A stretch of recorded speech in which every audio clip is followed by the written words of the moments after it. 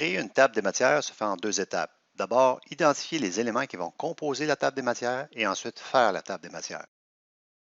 Première chose, identifier les éléments qui vont composer la table des matières. Je clique sur le premier élément de ma table des matières, le profil des entreprises de la construction. Je m'en vais dans Références. Puis, dans le groupe Table des matières, je clique sur le triangle Ajouter le texte, niveau 1. Je descends ensuite à l'autre titre que je souhaite inclure dans ma table des matières.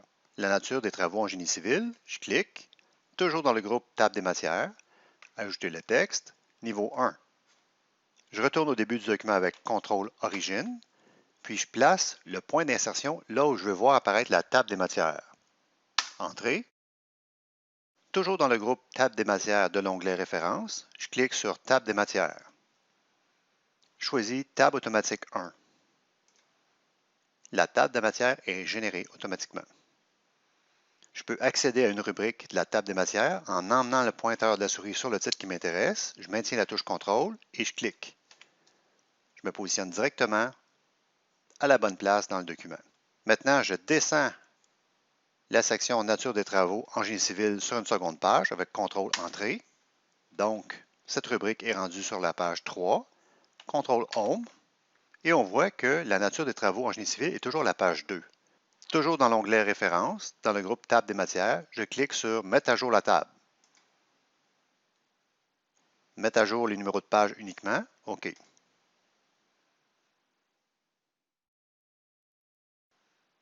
Il arrive des situations où certains documents ont des statuts particuliers et ce statut doit être très clairement indiqué. Nous allons utiliser ce qu'on appelle filigrane. Je vais dans l'onglet Création. Dans le groupe Arrière-plan de la page, Filigrane. Certains modèles sont déjà proposés. Nous allons en personnaliser un. Texte en filigrane. Ébauche. La couleur du texte. Vert. On décoche translucide. On applique pour voir le résultat. Puis on fait fermer.